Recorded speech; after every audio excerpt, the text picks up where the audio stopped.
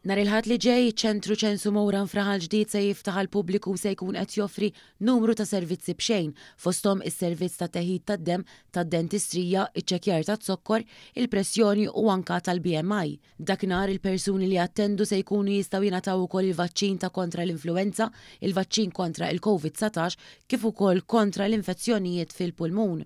Waqt l-Open Day il-viżitaturi se jkunu qed jingħataw programm bil-ħinijiet tas-servizzi, inkluż ta' sessjonijiet informattivi u ta' kif wieħed jista' jieħu ħsieb aktar saħħtu u l-iġene.